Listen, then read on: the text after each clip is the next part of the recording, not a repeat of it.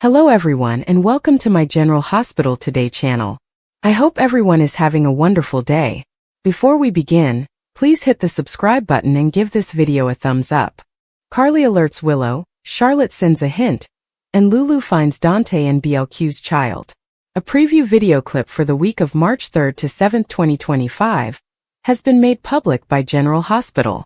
It depicts Lulu Spencer learning the secret of Brooklyn Quartermain.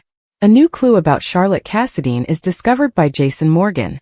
Additionally, Carly Spencer alerts Willow take Corinthos to the dangers of war. Let's discuss the upcoming developments in the ABC soap drama as you continue reading. The Secret of Brooklyn Quartermain. Fans should anticipate that Lulu will conduct some research and make an unexpected discovery during the week of March 3rd. As fans watched, Brooklyn let Harrison Chase in on her teenage pregnancy and childbirth. That baby's father was unaware of his existence, something Lois Cerullo will stop at nothing to keep hidden. Lulu Spencer's startling finding.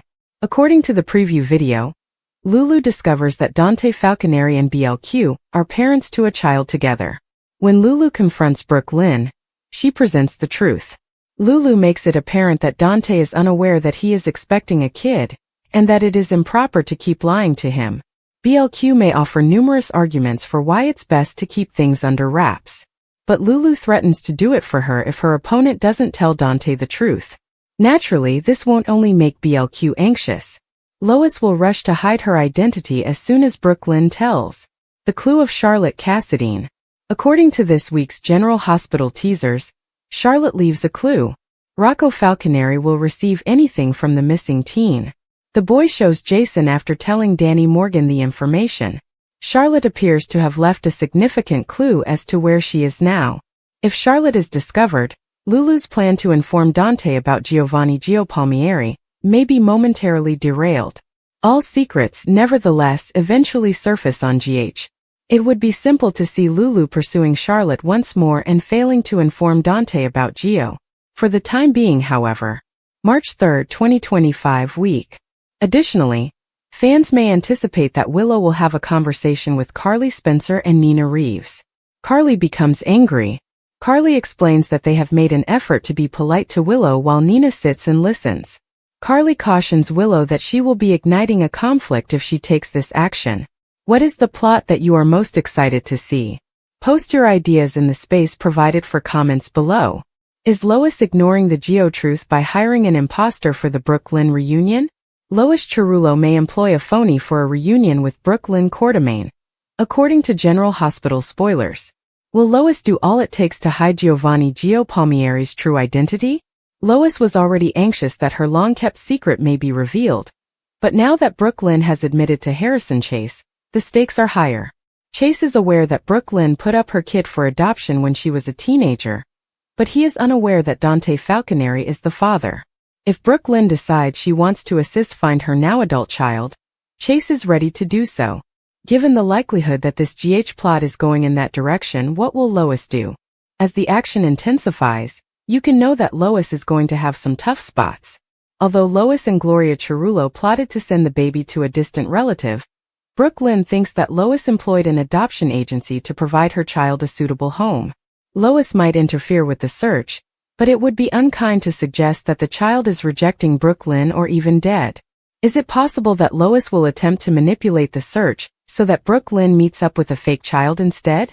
If Lois truly wanted to throw BLQ off the trail, she could hire a false daughter, as Brooklyn isn't even sure if the kid was a girl or a boy. However, if Lois wants to keep things more true to the plot, it might be a phony son. In any case, Lois may make a move akin to Valentine Cassadine's attempt to bring Nina Reeves and her own fictitious child back together. Although Valentine hired Sasha Gilmore Corbin to pose as Nina's long-lost daughter for various reasons, the general concept would be the same in this case. In order to have a nice reunion with Brooklyn, Lois can pay someone to pretend to be her child. This someone could reassure Brooklyn that living with an adopted family is great and lessen BLQ's concerns. If Brooklyn wants a genuine relationship with her false kid, that could cause issues, but there are solutions. To lessen the likelihood of meeting Brooklyn frequently, Lois might advise this person to state that they reside in another nation. How far will Lois go to keep the truth of Joe's parentage a secret when it is obvious that she is determined to prevent it from becoming public knowledge? Could Lois further her deceit by hiring a faker to pretend to be Brooke Lynn's child? We'll give you more predictions on all the chaos since General Hospital spoilers indicate that Brooke Lynn will eventually receive updates on some shocking Geo news. Is Tracy going to make Sunny have a heart attack? According to General Hospital teasers and rumors, Tracy Quartermaine and Sunny Corinthos will argue bitterly in a future episode. Will Tracy argue Sunny into having a heart attack, as was the case with Edward Quartermaine, given that Sunny has a heart problem for which he is delaying surgery? After forcing Edward to have a heart attack, Tracy refused to give him his prescription.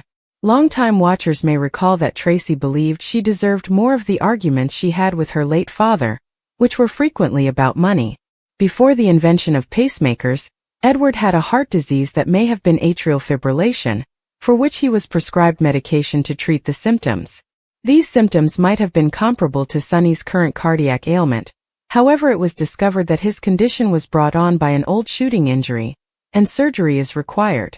In summary, Tracy believed that Edward was pretending to have symptoms, so she persuaded him into having a heart attack and stopped his medication, which could have resulted in his death. Could Tracy and Sunny's dispute turn out similarly? What could be the subject of Sunny and Tracy's argument? The next question is what Sunny and Tracy might be fighting over, and it's most likely a family issue.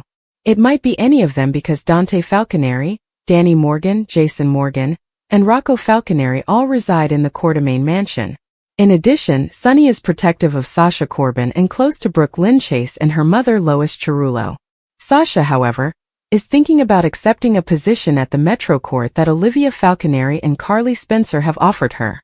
Given that Tracy is claiming Sasha's child as a Quartermaine and Jason has stepped in to act as Sasha's phony baby daddy, in order to protect Michael Corinthos, that may be the case. In what way will Tracy react to Sunny's breakdown? When Sunny collapses, how will Tracy react? Will she take this seriously? Will the two of them be by themselves in a secluded area of the Quartermaine mansion? Or, like she did with Edward, would she accuse him of faking it or give the traditional Tracy approach of not responding?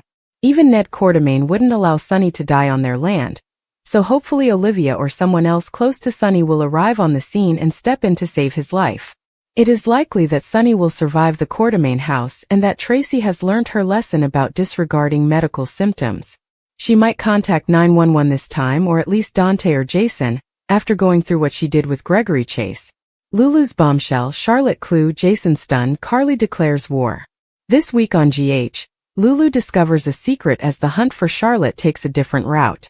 In addition, Carly and Willow's conflict intensifies.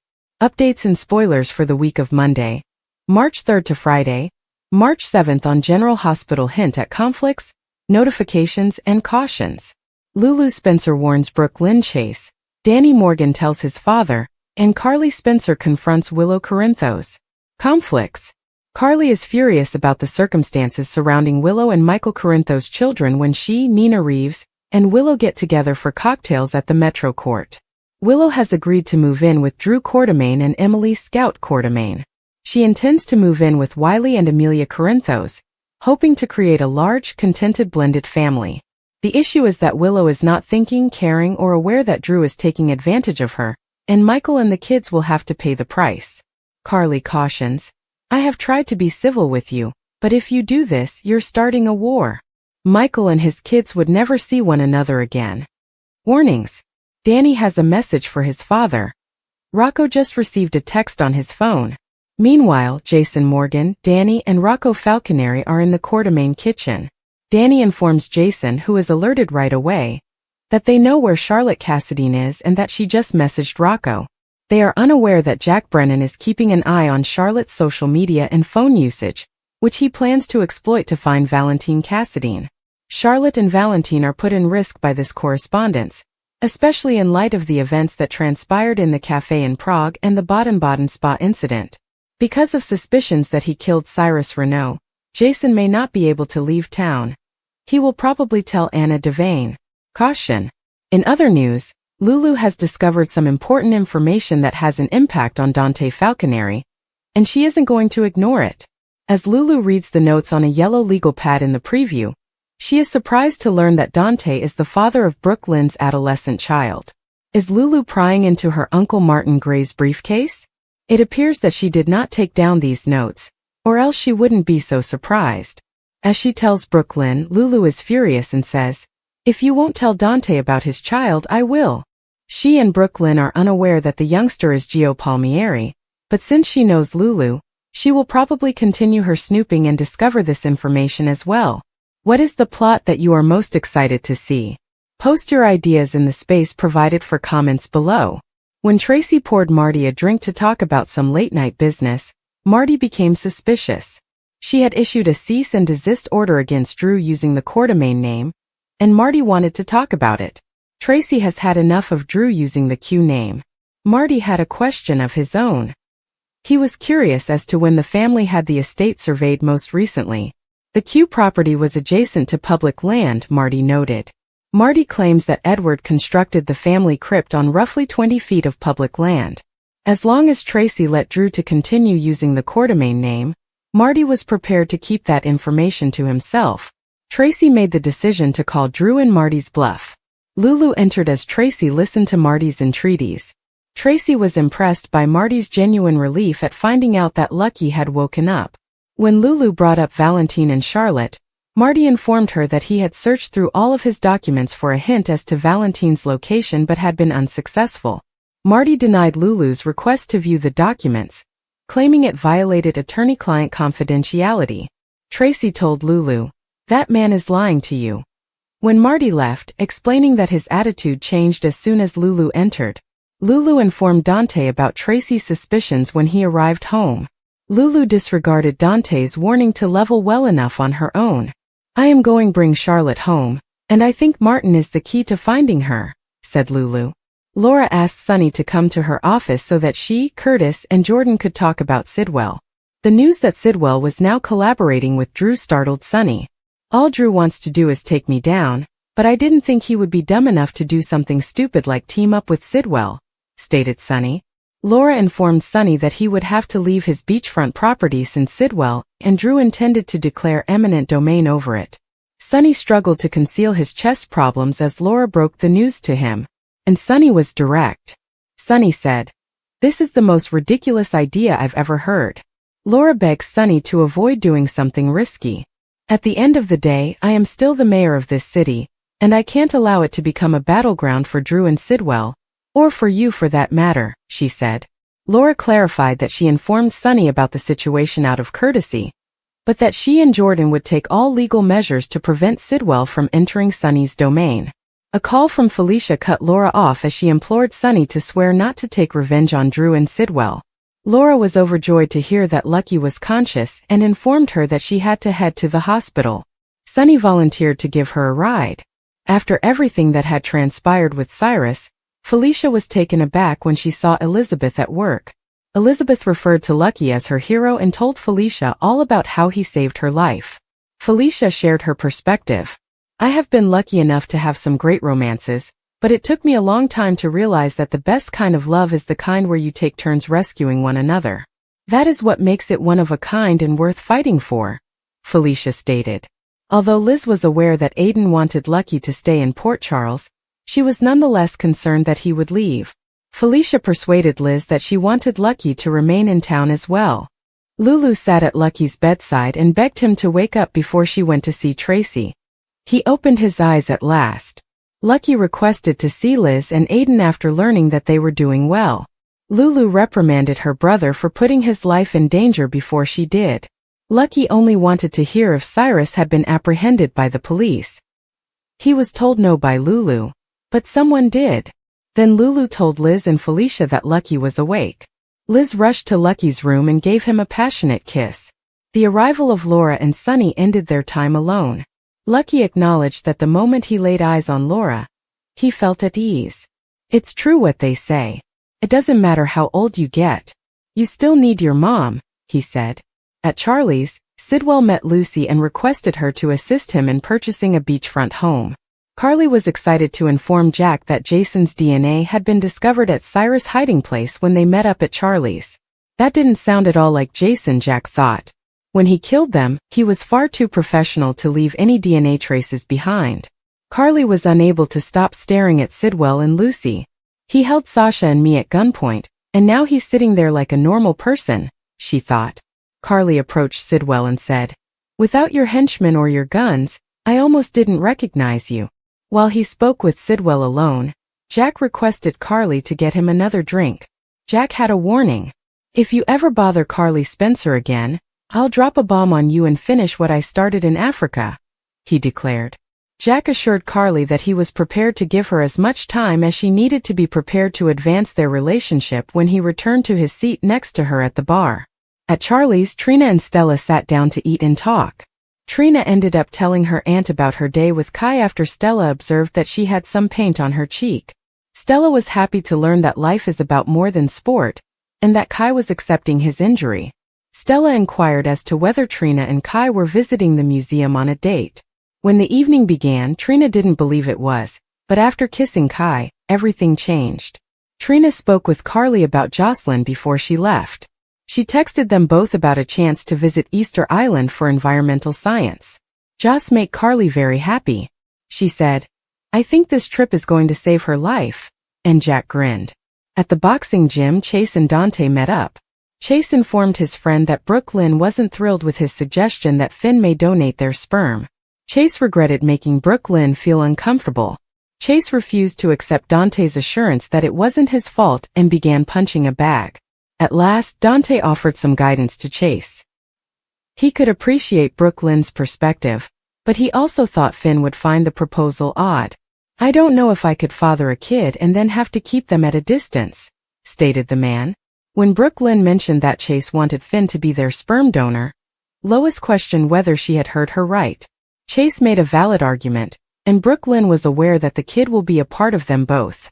Chase was so excited about the concept that she felt awful for not being as excited. "As much as I want to have a baby, I want to have Chase's baby, not his brother's," Brooke Lynn said in tears.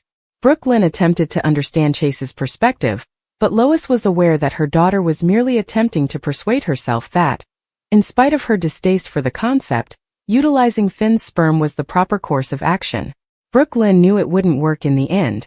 "I don't know how I'd keep such a big secret from my child. Just wouldn't feel right. And the truth would just be hanging over me like a bomb that could go off at any time," she stated to an ashamed Lois. Then Brooke Lynn began to think about the child she had given up. She questioned whether they were even aware of their adoption, and whether they detested her for parting with them.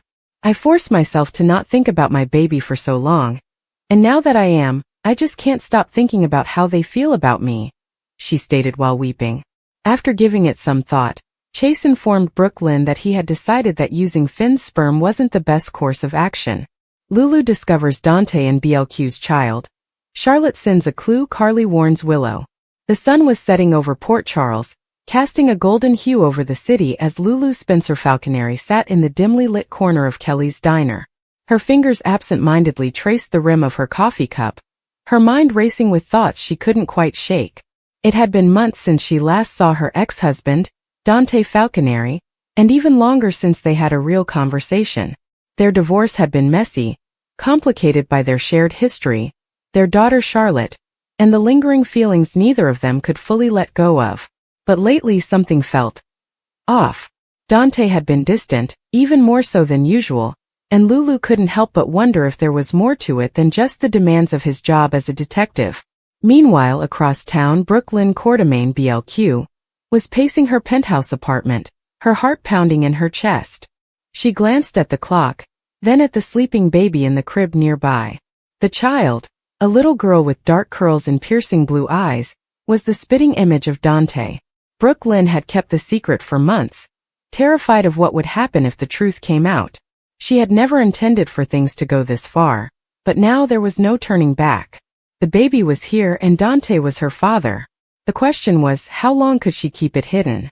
Back at Kelly's, Lulu's phone buzzed, pulling her out of her thoughts. It was a text from her daughter, Charlotte. The message was cryptic, just a single word. "Look." Attached was a blurry photo of a baby's crib, the initials BLQ, embroidered on the blanket. Lulu's heart skipped a beat. What did this mean? Why would Charlotte send her this? She quickly dialed her daughter's number, but the call went straight to voicemail. Something wasn't right. The clue unfolds. Lulu wasted no time. She left the diner and headed straight to the Quartermain mansion, her mind racing with possibilities. As she approached the grand estate, she noticed Dante's car parked in the driveway. Her stomach churned. What was he doing here? She hesitated for a moment, then rang the doorbell. When no one answered, she let herself in, her instincts telling her she needed to see this through. Inside, the house was eerily quiet. Lulu followed the sound of soft murmurs upstairs, her heart pounding with every step. She reached the nursery and froze in the doorway.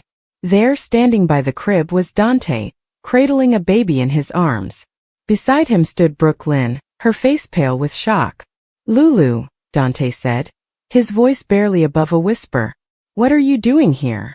Lulu's eyes darted between Dante, Brooklyn, and the baby. The pieces of the puzzle were falling into place, but she couldn't quite believe it. "Is this your child?" she asked, her voice trembling. Dante hesitated, then nodded. "Yes, this is my daughter." The words hit Lulu like a ton of bricks. She felt the room spin around her as the reality of the situation sank in. Dante had a child with Brooklyn. All this time he had been keeping this from her, from Charlotte, from everyone. Anger, betrayal, and heartbreak warred within her as she struggled to find the words. "How could you?" she finally managed to say. "How could you keep this from me?" "From Charlotte." Dante looked down, guilt written all over his face. "I wanted to tell you, Lulu. I didn't know how." Brooklyn stepped forward, her voice shaking. "It's my fault. I asked him not to say anything. I was scared of what people would think, of how this would affect my family, my career." Lulu shook her head, tears streaming down her face. "You should have told me. Both of you. This isn't just about you. This affects Charlotte too. She deserves to know she has a sister." Charlotte's role. Unbeknownst to the adults, Charlotte had been watching the entire scene unfold from the hallway. The young girl had always been perceptive, and lately she had noticed the tension between her parents. When she stumbled upon the nursery during a visit to the Quartermain mansion, she knew something was wrong. The initials on the blanket had caught her eye, and she had sent the photo to her mother, hoping it would lead to answers. Now, as she listened to the conversation, Charlotte felt a mix of emotions. She was angry at her father for keeping this secret, but she also felt a strange sense of curiosity about the baby. She stepped into the room, her presence startling everyone. "Charlotte," Lulu said, her voice filled with concern. "What are you doing here?" "I wanted to know the truth," Charlotte replied, her eyes fixed on the baby. "Is she really my sister?" Dante knelt down, his eyes filled with regret. "Yes, Charlotte. This is your sister. I'm sorry I didn't tell you sooner." Charlotte looked at the baby, then at her father.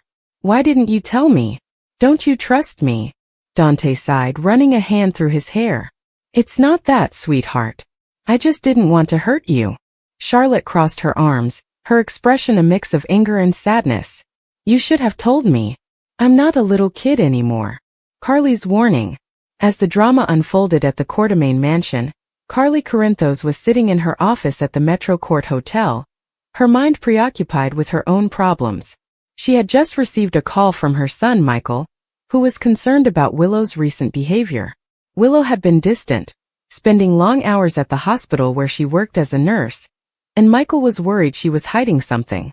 Carly had always been protective of her family, and she wasn't about to let anything, or anyone, threaten their happiness. She decided to pay Willow a visit, hoping to get to the bottom of things. When Carly arrived at the hospital, she found Willow in the break room, her face pale and drawn. "Willow," Carly said, her tone firm but not unkind. "We need to talk." Willow looked up, startled. "Carly? What are you doing here?" "I'm here because Michael's worried about you," Carly replied. "He says you've been acting strange lately. Is there something you're not telling him?" Willow hesitated, her hands trembling as she set down her coffee cup. "It's complicated." Carly crossed her arms, her eyes narrowing. "Complicated how? If there's something going on, you need to tell Michael. He deserves to know." Willow sighed, her shoulders slumping in defeat. "I've been keeping something from him. Something big." Carly's heart sank. She had been through enough family drama to know that secrets never ended well. "What is it, Willow? What's going on?" Willow took a deep breath, then looked Carly in the eye. "I'm sick. I've been diagnosed with a rare blood disorder, and I don't know how much time I have left." Carly felt the air leave her lungs. This was worse than she had imagined. "Does Michael know?" Willow shook her head, tears welling up in her eyes. "I didn't want to worry him. He's been through so much already, and I didn't want to add to his burden." Carly reached out, placing a hand on Willow's shoulder. "You can't keep this from him, Willow. He loves you and he deserves to know the truth. You're not alone in this. We're family and we'll get through it together." The aftermath. As the night wore on, the lives of Lulu, Dante, Brooklyn, Charlotte, Carly, and Willow were forever changed. Secrets had been revealed, relationships tested, and bonds strengthened. Lulu and Dante would need to navigate their new reality, finding a way to co-parent their children while dealing with the fallout of Dante's secret. Charlotte, now aware of her sister, would have to adjust to this new dynamic, her young mind grappling with the complexities of family. Meanwhile, Carly's warning to Willow had set in motion a chain of events that would bring the Corinthos family closer together. Willow would eventually tell Michael the truth, and together, they would face her illness head-on, leaning on each other for strength and support. In Port Charles, life was never simple. But through the drama, the heartbreak, and the challenges, one thing remained constant: the enduring power of love, family, and the unbreakable bonds that tied them all together. Lois hires imposter for Brooklyn reunion, covers up geo-truth. The small town of Brooklyn had always been a place where secrets thrived beneath its picturesque surface. Nestled between rolling hills and a serene lake, the town was known for its tight-knit community, where everyone knew everyone, or so they thought. Lois Harrington, a prominent figure in Brooklyn, had always been the epitome of grace and poise. But behind her polished exterior lay a web of secrets, one of which was about to unravel in the most unexpected way. Lois had been planning the highly anticipated Brooklyn reunion, an event that brought together former residents, old friends, and family members. It was a time for reminiscing, reconnecting, and for some resolving long-buried conflicts. However, this year's reunion was different. Lois had a secret agenda, one that involved hiring an imposter to play a crucial role in the event. But why? And what did it have to do with the mysterious geo-truth? The mysterious geo-truth. Years ago, a scandal had rocked Brooklyn, involving a man named Giovanni Gio Marchetti. Gio was a charismatic and enigmatic figure who had swept into town, capturing the hearts of many, including Lois's younger sister, Eliza. Their whirlwind romance had been the talk of the town, but it ended in tragedy when Gio disappeared under mysterious circumstances. Rumors swirled. Some said he had fled town to escape his past, while others believed he had met a grim fate. The truth about Joe's disappearance had never been uncovered, and it remained a painful chapter in Brooklyn's history. For Lois, the geo-truth was more than just a mystery. It was a burden she had carried for years. She knew more about Joe's disappearance than she had ever admitted, and the guilt had eaten away at her. Now, with the reunion approaching, Lois feared that the truth would finally come to light, threatening to destroy her family's reputation and the fragile peace she had worked so hard to maintain. The imposter's role. Desperate to keep the geo-truth hidden, Lois hatched a daring plan. She decided to hire an imposter to pose as Gio at the reunion. Her reasoning was twofold. First, to quell any lingering suspicions about Joe's disappearance, and second, to provide closure for Eliza, who had never fully moved on from her lost love. Lois believed that if Eliza saw Gio alive and well, it would finally allow her to let go of the past and move forward. Lois reached out to a discreet agency that specialized in providing lookalikes and impersonators for private events. After weeks of searching, she found the perfect candidate, a man named Julian Hart, a struggling actor with an uncanny resemblance to Gio. Julian was down on his luck and eager for the paycheck, so he agreed to take on the role without asking too many questions. Lois meticulously coached him on Joe's mannerisms, speech patterns, and personal history, ensuring that his performance would be convincing. The reunion begins. As the day of the reunion arrived, the town square was transformed into a festive gathering place. Strings of lights hung from the trees, and tables were laden with homemade dishes. The air was filled with laughter and the sound of old friends catching up. But beneath the surface, tension simmered. Many attendees couldn't help but wonder if this year's reunion would finally shed light on the Gio truth. Lois watched nervously as Julian, now fully in character as Gio, mingled with the crowd.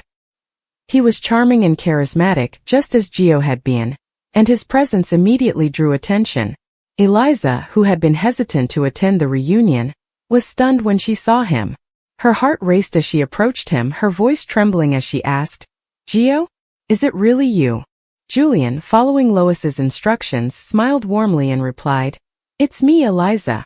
I'm sorry I've been gone for so long." The two embraced, and for a moment, it seemed as though Lois's plan was working perfectly. Cracks in the facade. However, not everyone was convinced. Among the attendees was Detective Marcus Reed, a former Brooklyn resident who had returned for the reunion. Marcus had always been suspicious of the circumstances surrounding Joe's disappearance, and he couldn't shake the feeling that something was off about the man claiming to be Gio. He began quietly observing Julian, noting subtle inconsistencies in his behavior and knowledge of the past. Meanwhile, Eliza's initial joy at seeing Gio began to give way to doubt. She noticed that he seemed evasive when she asked about where he had been all these years, and his answers felt rehearsed. Determined to uncover the truth, she confronted Lois, demanding to know how Gio had suddenly reappeared. Lois, caught off guard, struggled to maintain her composure as she insisted that Joe's return was a miracle. The truth unravels. As the reunion continued, tensions reached a boiling point. Marcus confronted Julian, accusing him of being an imposter. Julian, overwhelmed by the pressure, broke character and confessed to the ruse, revealing that Lois had hired him to play the part of Gio. The revelation sent shockwaves through the crowd, and all eyes turned to Lois. Eliza was devastated. She felt betrayed by her sister, who had manipulated her emotions and exploited her grief. "How could you do this to me?"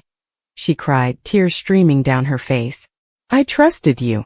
Lois, realizing that her plan had backfired, broke down and confessed her own role in the Gio truth.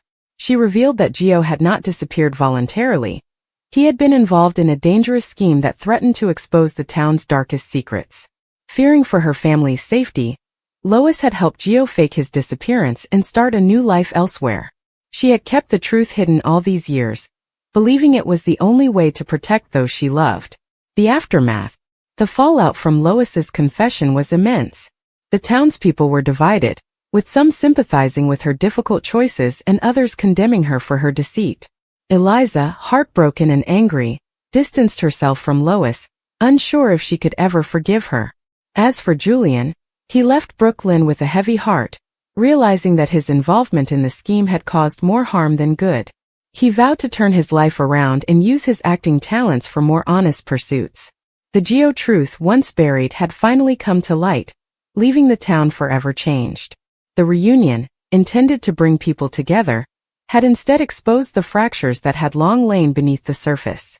And as the dust settled, the people of Brooklyn were left to grapple with the consequences of the secrets that had been revealed.